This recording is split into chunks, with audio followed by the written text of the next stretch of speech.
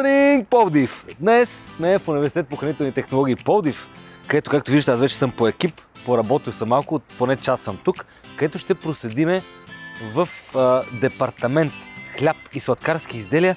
Днес ще направим нещо като бриош хляб, не точно, разбира се, круасани от А до Я и разбира се, така небезизвестни на всички профитероли или еклери, заедно с крем патисер, така че заповядайте да видим как се правят тези неща.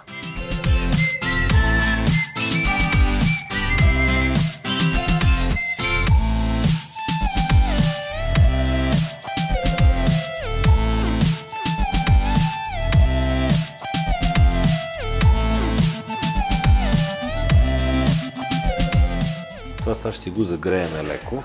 Аз го загрявам на не повече от 35-6 градуса Целзий. Термометър искате ли? Да, супер. Веднага ви даваме. И млякото се загрява при тази температура, за да се възбудят дрождите на сухата мая. Това е причината за загряване на млякото до определена температура и температурата на активация и на действие на маята по принцип или на дрождите Сахаромицис церевизее, оптималната е 35 градуса Целзий. 35 градуса, нали? Да. Значи от тази температура може да стартираме ферментация. Да, точно така. Тук правим квас. Поначало, ако правим, тъй като в момента правим тип бриошово тесто, млечно хлебче. Нещо по средата е между двете. Да. Може ли такъв тип козуначено бриошово тесто да се направи с квас? Може, разбира се. Може и е правено много пъти. Ма според вас това подобрява ли качеството на хляба или не точно? Защото вижте, за мен откровенно кваса е мода. Мода защо? Защото много хора отбягват маята, че тя носила някакви негативи за човешкото тяло. Аз не съм съгласна с това положение. Така че дали ще е квас или мая, всичко зависи от вкуса на потребителя. В крайна сметка. Аз също не харесвам киселия вкус. Така че... Някой хляб с квас на мен лично ми харесва. Но не на всички, примерно да правите круасани с квас, това ми се струва. Вижте, ако са солени круасани, квас върви. Сигурно, не на всяко ние нещо. имаме разработени солени круасани с различни видове тъмни брашна, с много фибри и трици в тях, така че с извара, с сирене. Имаме разработени и такива. Достигнахме 35 градуса. Чудесно. Оптимална температура. А само тук да си добавим... Нека да кажем, че има разлика между опара, квас и закваска. Тя е огромна. Разликата. И зависи кой какво разбира под квас. Можем да направим бърза опара, топла опара, можем да направим студена опара. Закваската е съвсем друго нещо. И ако искате повече да говорите за квас, трябва да говорите с доцент Чочков, защото той работи в това направление. Така, аз писах писах една курсова работа за кваста. Дадах миналата година. Тук си правим квас.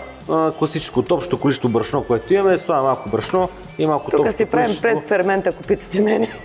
Да, и вътре вече си добавяме едно голямо количество с мая, което в случая е около 27 грама. Да, това е така наречения предфермент. Как казахме сега на този квас? Предфермент. Предфермент, да. Така. Защото обикновено кваса реално се прави само от две суровини. Това са брашно и вода. С дълъг процес на подготовка, на подхранване, с определени количества брашно и отново вода. Но тук има доста сериозни влияния и на брашното, и на водата. Знаете, че все пак в България имаме различни като качество вода, съответно мека, твърда, което не е от малко значение за кваса, а от друга страна и брашното, което ще се използва, също от голямо значение поради това какви микроорганизми се съдържат в него, т.е. каква е неговата микробиологична обсемененост. За квас трябва да е по-скоро брашно, което не е третирано по никакъв начин. Ами да, препоръчително няма някакви подобрители вътре. Препоръчително е, така да го кажем, да се използват по-високо пепелни брашна. Значи, ако сравняваме примерно брашно T500, което е с пепелно съдържание 0,5% или 1850, което е така нареченото пълнозърнесто брашно, по-препоръчително е в този случай да бъде пълнозърнестото брашно да се използва като стартерна култура. Но как да кажем, трябва да бъде брашно, което е без коректор. И да, препоръчително е. Без подобрители. Да. Пак казвам, може в едно брашно да бъдат коректори? Какви сте коректори? Защото като... От различно естество. Могат да бъдат оксиданти, антиоксиданти, ензимни подобрители, комплексни подобрители. От всякакво естество зависи самото брашно за какъв продукт ще бъде използвано. И вследствие на това всяка една мелница произвежда брашната за този тип продукция. Защото нали, за хляб ни трябва определени свойства, примерно еластичност, разтегливост, нали, да даде обем. За другите, примерно хлебни или сладкарски изделия, ни трябват други брашна, които не са чак толкова претенциозни или напротив. Защото всеки път, като отидем в някой така тип мелници, се обадим по телефона и ги питаме, тук дайте ми брашно, примерно, за такъв вид тесто, и те почват да те питат с коректор или без коректор. И това е най-масово използвания подобрител с карбиновата киселина, защото обикновено брашната, които се използват, така да кажем, са слаби. Нали, всяко едно брашно си има своята сила. Да, повечето са слаби. Да, и когато е слабо едно брашно, нали, от него ще се получи продукт, който е с най-малкото, което е с недобър обем. Нали, с разлята форма. А това е нещо, което галя очите на потребителя и няма как нали, да бъде на пазара нали, хляб или съответно хлебен продукт с малък, нисък обем. И вследствие на това нещо, понеже брашната ни, пак казвам, са в групата на слабите, затова повечето от предприятията или някои от тях, или за това са ви казали дали да бъдат с подобрител или съответно не. Добре, ако кажем, че това е една много бърза ферментация в случая, която правиме, то хляб от точка А до точка Б може би отнема около 2 часа и половина да се направи. Така. Общо. А ако ползваме само много силно протеиново, което е без коректор, колко време ще отнеме тази ферментация? Примерно тук да кажем, че веднъж ще втаса за 40-50 минути до час и след това още в рамките на 30-40 минути ще е готово за печене. Зависи колко е много силно. Ако е много силно, така да го кажем, може би поне още час-два. И от него няма да се получи шупливостта на хляба. И няма да стане тая шупливост и няма да бъде плътен. Да. Колкото и на ферментация да поддържите хляба, ще го остане плътен. Добре, значи това не става. Защо така? Не, всички производители казват, че такъв тип брашна са примерно за такъв тип хляб, защото те траят на много, как да кажа, на готварски език ще траят държат на много бой, един вид такъв тип брашно, нали, аз ще направя един такъв коментар. Ако направите вашата рецептура по един и същи начин, по един и същи технологичен процес, но с слабо и с силно брашно, това, което казва доцент Гогова, е абсолютно правилно. Тоест няма да ви се развие, няма нищо да стане. Така че това дали ще работите с слабо или с силно брашно, ще изисква и някои други изменения в рецептура или в технологичен процес. Най-малкото, което е силното брашно, изисква да се работи с по-голямо количество течна фаза в него, за да може да се развива по-бързо, така да го кажа. Пък слабото, пък точно обратно. При него течната фаза ще влияе негативно. Колкото повече вода при него, толкова по-негативно ще се случват всички процеси в тестото. А има и нещо друго, силното и слабото може да си направите средна по сила брашно, което да ви отговаря на много продукти. Така. Може да го смесите. Тук в момента правим тази каша, която се казва тонгцанг или тангцонг, без значение. В нея имате мляко, вода и брашно. Прости неща, това прави тестото по-пухкаво. Използвате ли поначало в производствена фаза, има ли такова да се ползва такъв тип, аз му казвам каша, прилича на, така да кажа, на много гъст сос бешамел, така да се израза. То микс. Даже е доста по-гъсто, сега ще го видите.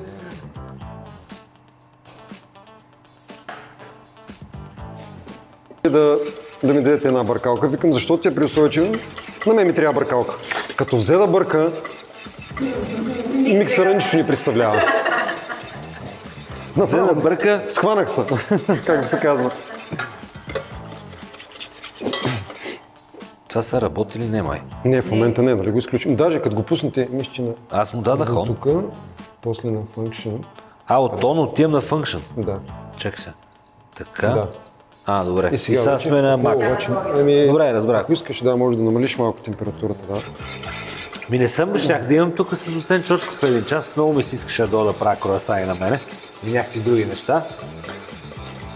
Защото просто за разлика от повечето студенти, аз ги разбирам, защото съм ги правил самите процеси и така ми е. И на мен лично ми е интересно, те неща са сами, на мен е много интересно, като вече, да кажем, професионалист, който ги прави ежедневно. Да, круасаните също са много специфични, както всеки един продукт от хлебопроизводството, защото не е просто да се смесят определен брой суровини и да стане нещо. Във всеки един процес има специфики. И за това трябва да се следят много параметри, трябва да се следят температури, времена, за да може да се коригира евентуално консистенция. При круасаните, знаете, трябва да се следи температурата на тестото, да не се покачва, защото там има на първо място много мазнина, която не трябва да се стапе по време на технологичния процес. И на второ място имаме високо съдържание на дрожди, т.е. на пресувана мая, които така интензифицират биохимичните процеси в тестото, а това по време на един такъв процес при подготовката на круасани не е желан. Т.е. трябва да стопираме малко или много биохимичните процеси, за да не ферментира тестото и когато го ламинираме да не го разкъсваме. Това е идеята на процеса. Интензивно бъркане? Да. Защото иначе ще изгори, тук по-скоро искаме висока температура, за да стане това нещо сравнително бързо. И да е хомогенно. Да. Хомогенно и сега изведнъж се сгъсти. Да, маята вече даже ми струва, че е пресупнала. Почти. Не много, ама вече трябва да я слагам.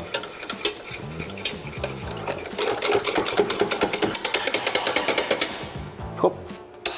И това е тази каша. Това, което е важно да се каже, че не е добре, докато е вряло това да се бута с маята. Естествено. Какво мога да направя, ако сложим нещо вряло при над 60 градуса дрождите? Унищожава повече от 90% от дрождите. Над 60 градуса унищожава повече от 90%, т.е. може почти нищо да не се случи. Абсолютно. Или т.е. ферментацията да стане супер слаба. Случва се много често на домакини, така да сложат, да заврат нещо, мляко, вода, шлопнат вътре и после да кажат, то не става. Не става, точно така. Или става от нещо, което става така 3 пъти по-голямо, става нещо много по-малко. Така, и после минаваме, тук имаме яйчица.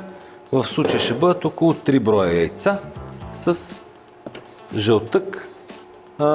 Един жълтък е горе-долу около 20 грама. Това ми струва, че е точното количество жълтък, което е около 60 грама. Освен от трите яйца се поставя жълтъка вътре. Да, може да си го извадите, ама да няма... В професионалната кухня използваме пастеризиран жълтък. И тук в момента си добавяме захарта.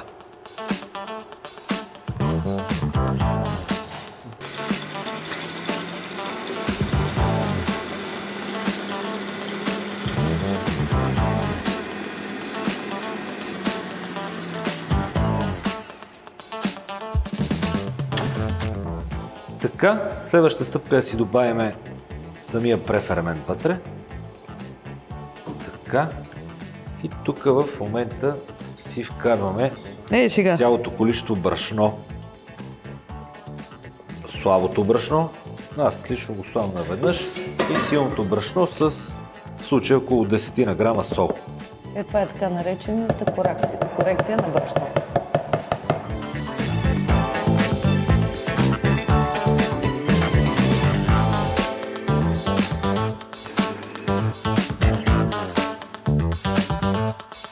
Поначало за едно бриошово тесто, каква трябва да е началната температура и каква трябва да бъде вече на...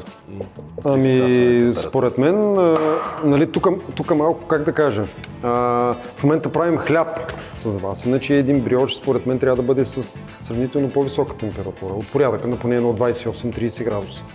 Докато примерно за един хляб, горе-долу около 26-28 с няколко градуса може да бъде по-ниска. Докато едно такова тип козуначно тесто изисква на всеки един етап от технологичния процес температурата да бъде висока.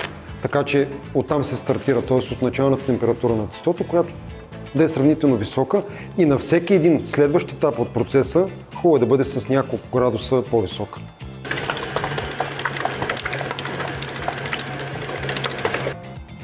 Тестомесачна машина. Тестомесачна машина.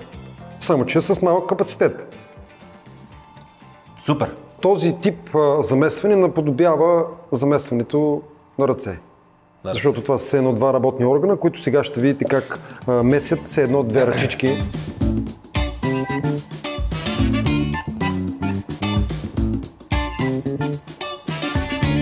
Супер.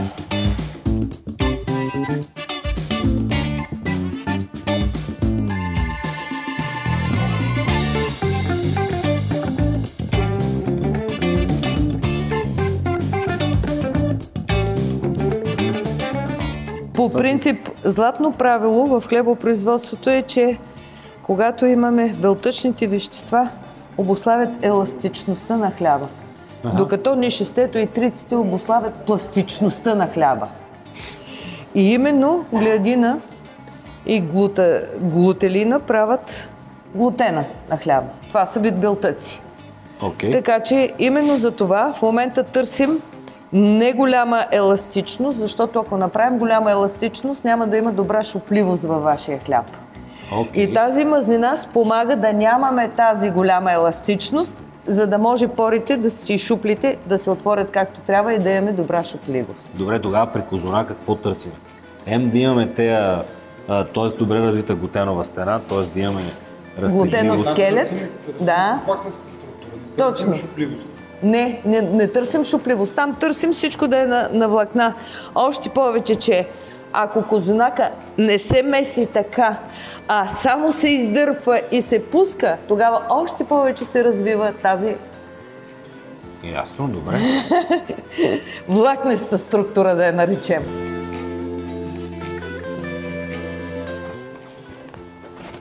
Даже доста така образува е доста... Може пред камерата малко така да го разтегнете. Доста сила. Едно от нещата не е най-силното възможно, но не е от най-слабото. Аз това лично, което гледаме, ако мога да направите така като прозорче, сте глутена.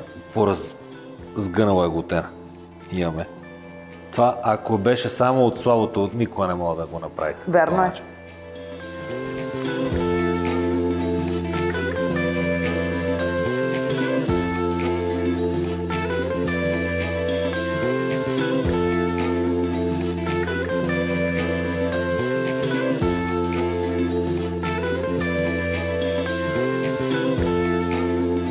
В момента правим един префермент, който е само вода и мая.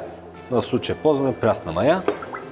Тоест активираме маята. Да, сега ще активираме маята. Задължително е, когато правим такъв префермент, вътре да слагаме, да подхранваме с захар или с малко брашно. С брашенце може, да. Ако целим по-бързо да се развият дрождите, може, но иначе не е задължително.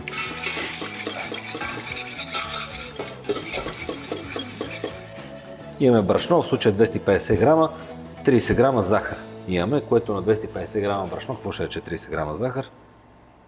Като процентно съдържание? Не, около 10%, 10-12 даже.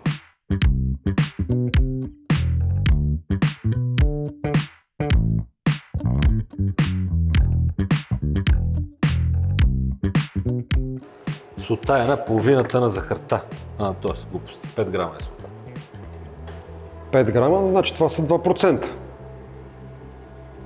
2%, да, тук количеството на солта не е толкова определящо, но в крайна сметка солта служи като нещо, което заздравява белтъчната структура, а в нашия случай това е желано, за да може по време на ламинацията, ламинирането на тестото, нашето тесто да бъде здраво, устойчиво и да не се разкъсва. Както казах, всичко е на едно място, брашно, сол, захар. Еднофазен метод на тесто приготвяне, всичките суровини. В момента даже си взимаме и ще сложим вътре маята с жълтъка. Тя е преседяла вече едно 5-6 минути. Така. Маслото.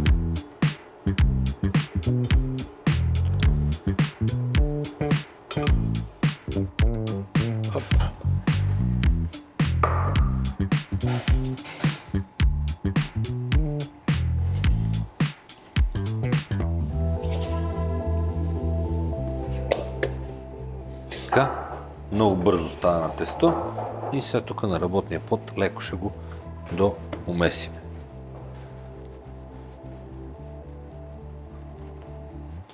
Грешка ли е, когато в дадена рецепта, примерно, добавяме, защото примерно тестото ни лепка, не сложим още брашно. И дали като работиме... Ние можем да добавим, защото всяко едно тесто, така да го кажем, което правим в домашни условия, не сме сигурни за качеството на брашното, което използваме. И ако използваме брашно с слабо качество, т.е. слабо брашно, нормално е да се получи, нали, по-лепкаво. А ако самото тесто изисква да бъде по-меко, по-лепкаво, тогава не е проблем. Но ако самото тесто изисква да бъде по-твърдо, с по-здрава, по-твърда консистенция, тогава не е проблем да добавим.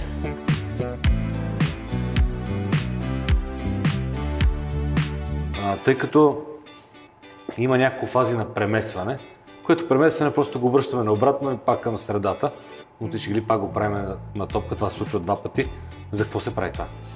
Ами реално, както Деве и доцент Гогова обясни по време на замесването на тестото за хляб, реално вие уеднаквявате, така да го кажем, структурата. Тоест по време на тази почивка тестото релаксира. Нали, има процес, при който глутеновата структура се възстановява. И допълнително и възникват и нови глутенови връзки, които са важни за едно такова тесто, особено круасана, при което имаме ламинация, т.е. разточване и възможността да се разкъса е много по-голяма, отколкото едно обикновено тесто. Тук почивката ще ни служи като положителен елемент. Колко време трябва да, след като го завършиме и го, да кажем, го ламинираме, т.е. му дадем някаква форма, която е начална за последваща ламинация, е хубаво да преседи? Добре би било поне едно 15-20 минутки да престоява тестото. Пак казвам, нали, това е процес на отлежаване на тестото, т.е. почивка на самото тесто. Добре би било да бъде и при ниски температури, за да не се развиват биохимичните процеси в него, т.е. нали, маята, която сме вложили да работи, да действа, да ферментира самото тесто.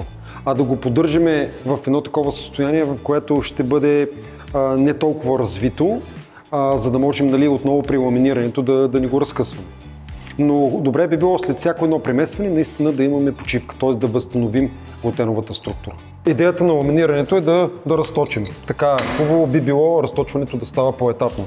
Т.е. да не е, нали, дебелината, която търсим накрая, да кажем примерно 5 или 6 мм, да не е веднага да я постигнем, защото отново можем да разкъсаме тестото, затова ще намаляме постепенно, ще намаляме разстоянието между двата формиращи вала, които са тук, така че... А как задаваме първоначалната форма? Защото там, нали, седиме да е някакъв квадрат правоъгълник, да кажем. Ами, след ламинирането ще я зададем. Т.е. ще ламинираме до определени размери. Добре.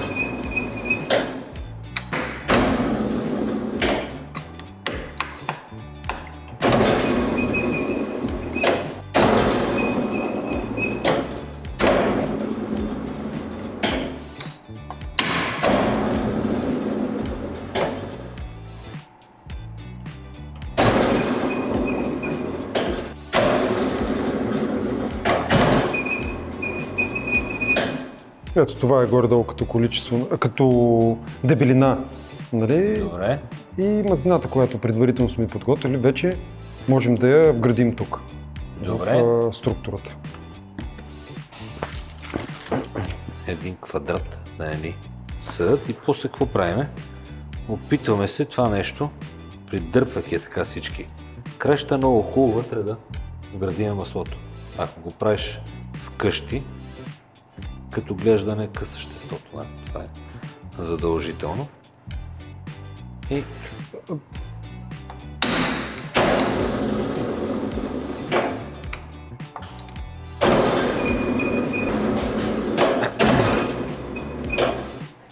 така, сега в момента, тъй като не е супер равно, това може да ни влоши после крайния продукт, като примерно тук страните не са равни и така нататък.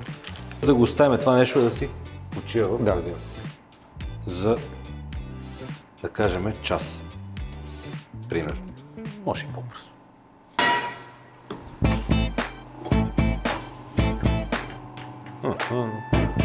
Супер сме.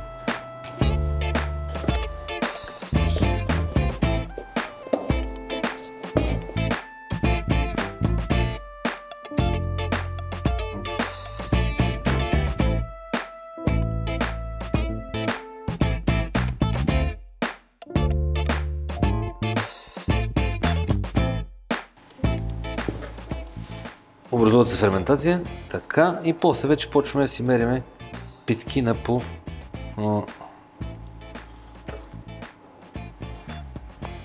и на по 150, нали така каза? Да.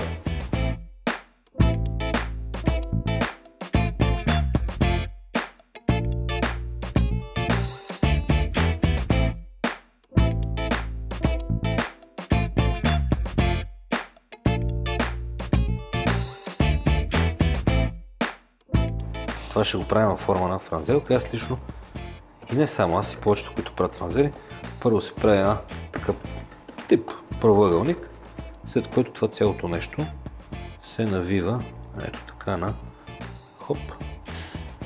Зависи колко ще ви стане дебела, след което поначало там има повече брашно и винаги почват от центъра и леко навънка се притварят горе-долу.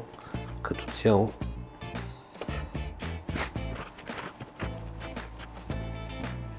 да кажем, че е това. И после в другата формичка ги оставяме да си седат.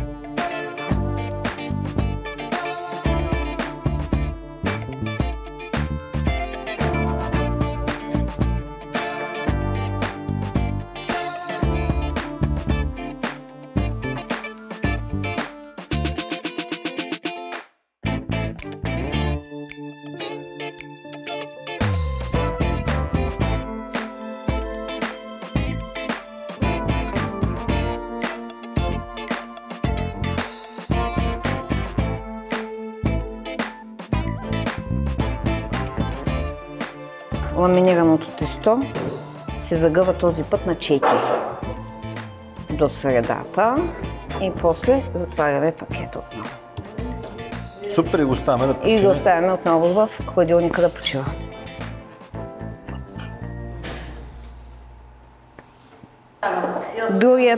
Другият начин на загъване е на 3, който дава по-малко слоеве, но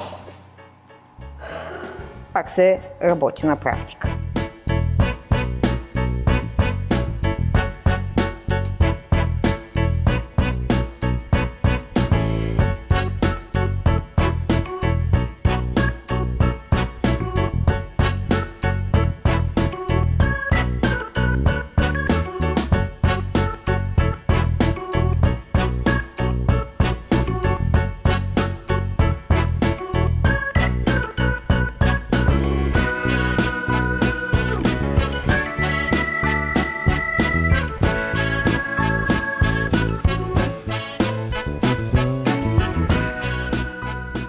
Мисля, интересно е това. Искаш нож или на ръка? На ръка ще го скъсам.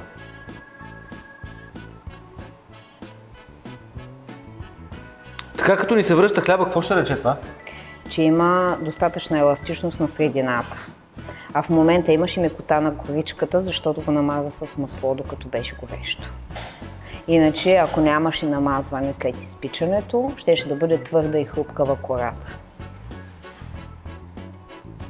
Какво ще разлежим една такава? Сега в момента още е топла питката. И е за ядене. И се смачка много лесно, се деформира. След изтиване това нещо няма да се случи, когато разчупиш питката. Тя ще остане еластична и като го разкъсаш, ще си остане наистина средината като средина, а не като смачкано тестено. Пак имаме леко конци, между другото.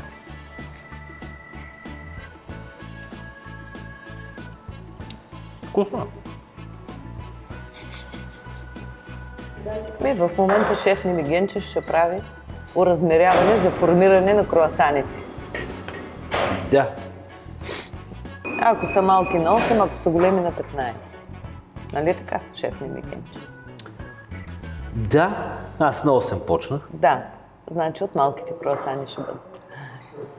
тези. Макар че мога да направим и тук. Един по-голям. Да.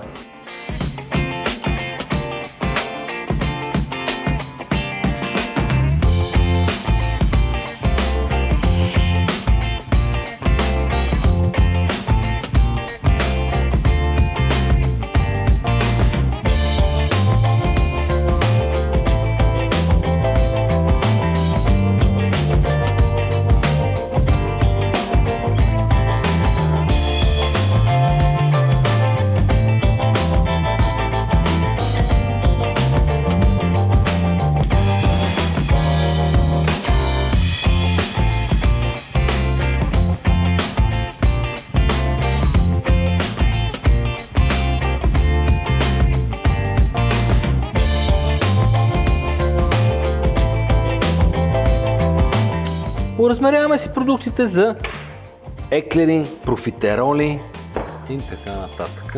Всичко така. Виси, когато правим еклери и профитероли, рецепта или може само с вода или микс вода и мляко. Ние ще направим микс. Тоест в случая ще имаме около 200 грама мляко и 200 грама вода. Винаги сол, защото помага за отцветяването на продукта. Реално може и малко захар. Маслото е около 160 грама.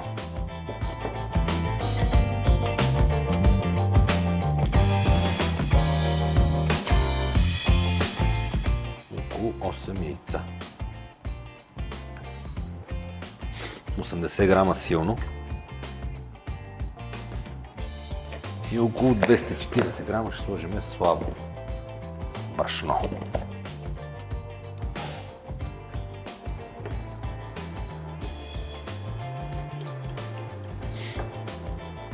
Аз го правя микс. В случая има равни количества вода и мляко, малко сол, малко захар и маслото. Чудесно. След като заври и маслото се е разтопило, прибавяме отведнъж Цялото количество брашно. Изпуснаме го това.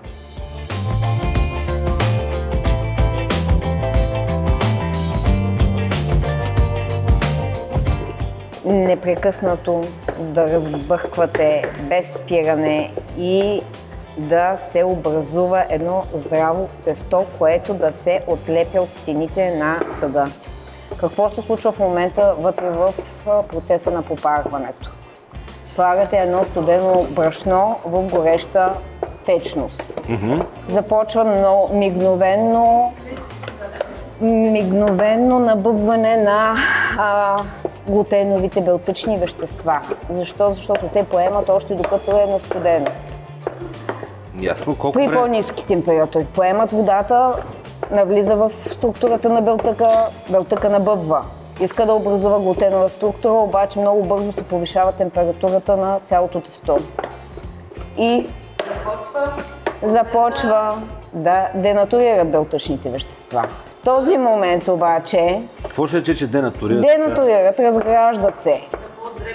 Те се разграждат под действие както на топлина, висока температура, така и под действие на спирт, етилов алкохол и така нататък алкохоли. Тук протича топлина денатурация. Те се разграждат. Щом се разградят, няма какво да задържи тази вода, която вече са е поели. Белтъчната структура е разградена. Тази вода се изпуска в тестото. Тя става свободна течна фаза. Но в момента, в който температурата е повишена, другата съставка на брашното, нишастето, започва да клистеризира при повишена температура и наличие на вода. Тази съставка, нишастето, клистеризацията се състои в поемане на вода и набъбване. Образува се клейстер или гел. Тоест, водата, която е изпусната от белтъчните вещества, се поема от нишастето и нямаме свободна течна фаза. Ние имаме пак здраво тесто. Здравото тесто обаче не се държи от белтъчната глутенова структура, както е в хлебното, а от клистеризиралото нишасте. Точно. Нямаме никаква еластичност, имаме само пластичност. Тази консистенция трябва да е мажеща, пластична, е такова, става жълтиниково на цвят, но в никакъв случай не трябва да има еластичност и то няма еластичност. Температура на 100 надали ще догоните. Така, много бъркане, много мерак. Аз тук съм си донесъл един такъв домашен помощник. Бъркане, много мерак. Слагаме тестото.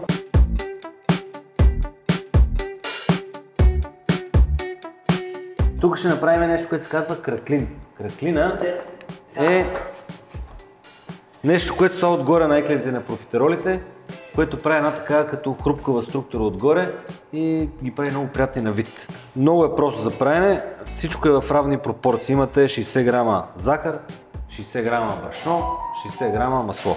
Може да се прави и с кафява захар. Маслото трябва да ви е меко, с това сега си добавям още 60 грама масло.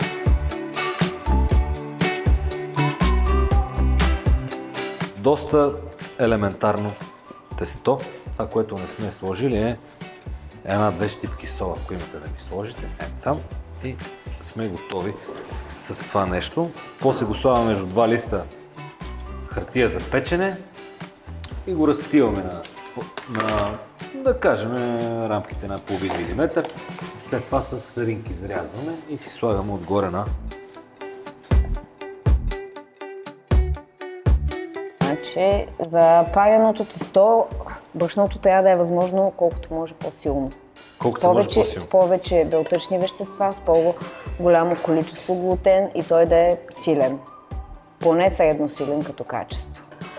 Защо? Защото това ни дава структурата. За да могат да протекат всичките тези процеси, които обясних по време на попарването на брашното, е необходимо да има белтъчни вещества, които да поемат водата, да денатурират, да освободят тази вода, да я изпуснат и съответно след това да може да се образува тази характерна въздушна кухина в този тип изделия от парено тесто. Температурата на пареното тесто е паднала вече на около 43 градуса и е перфектно да сложим яйцата. Да вграждаме яйцата. Да повторим само до след чувствах още веднъж, защо не е добре да бъде това нещо да се случва над тази температура.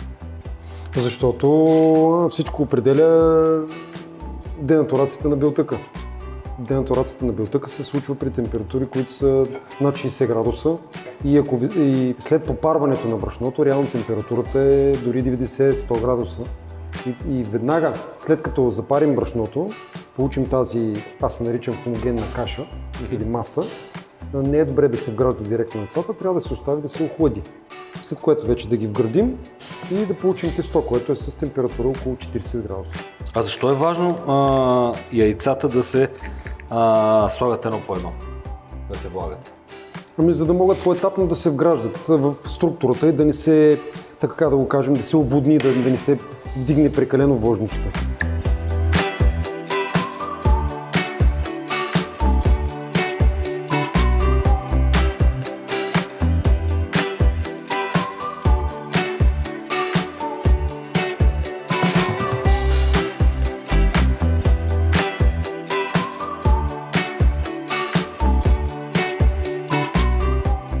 Мусю, това се казва френска звезда и е така.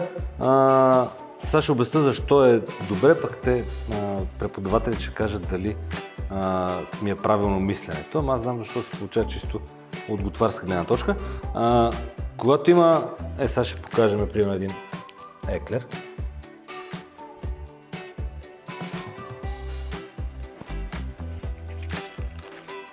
Оп!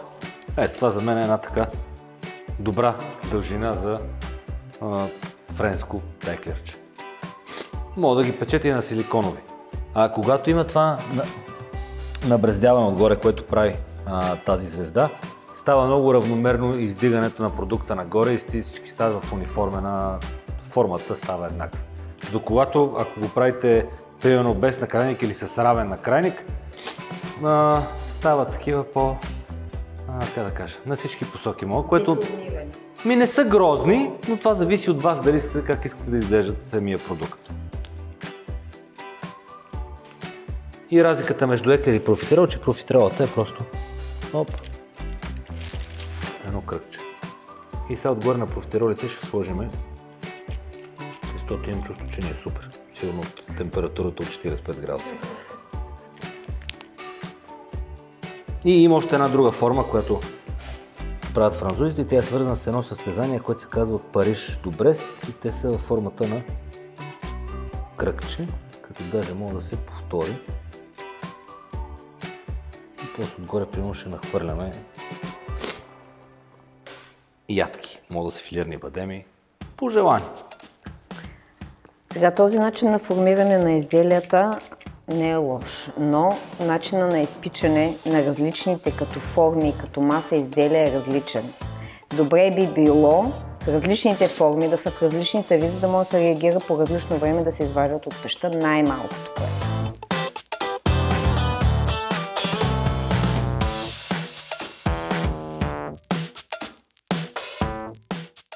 Заготовка за крем патисьер започваме сега.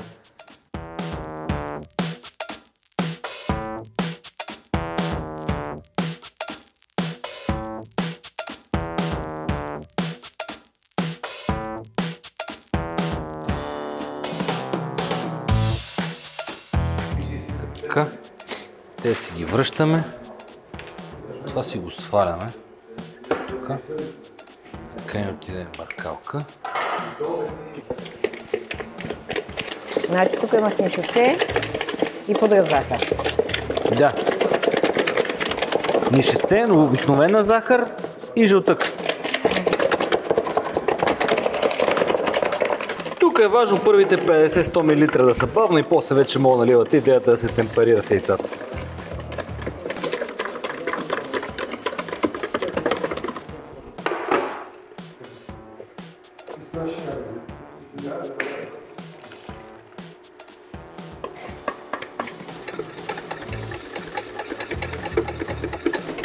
Повече това не му трябва, само да видим температурата. Боже, аз си къках.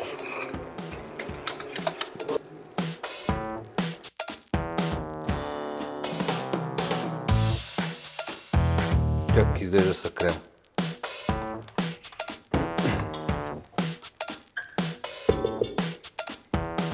И между другото, това се казва крем патисьер, основен сладкарски крем.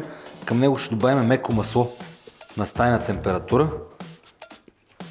И когато сложите масло към крем патисьер, французите това му казват един друг крем, който се казва крем муселин. Примерно, когато се добави избита сметана, се казва крем дипломат. Муслин може би идва от мус, което е тип нали, пяна, т.е. нещо, което е... Текстура, ма той идва най-вероятно от избиването на маслото, да. което ще стане след. Реално маслото нали, има такава способност да увеличава своя обем при избиването. Абсолютно, макар и не е в много голям обем, но все пак увеличава. Около 2 пъти, 3 пъти максимум увеличава своя обем. Сай тук ще го видим нагледно.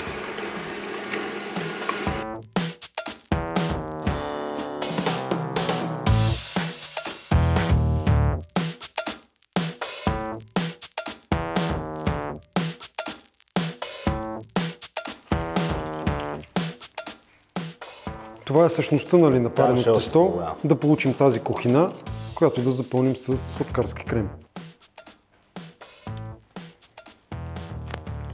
И като консистенция е много добре.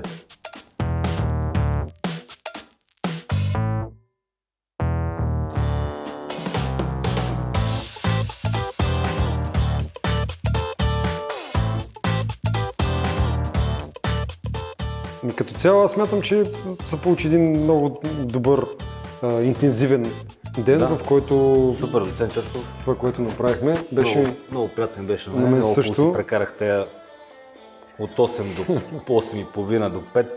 Колко часа са това? 9 часа. Работен ден си направихме.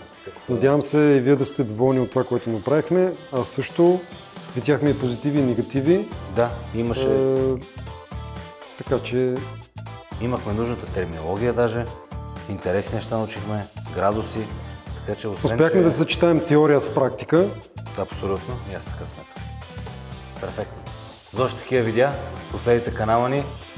Влезте в сайта на науките, ако искате да научите в каква специалност може да се запишете, да учите хляб и сладкарски изделия и какво може да научите допълнително, освен тези много малка част от това, което включват сладкарството и хлебарството като цяло.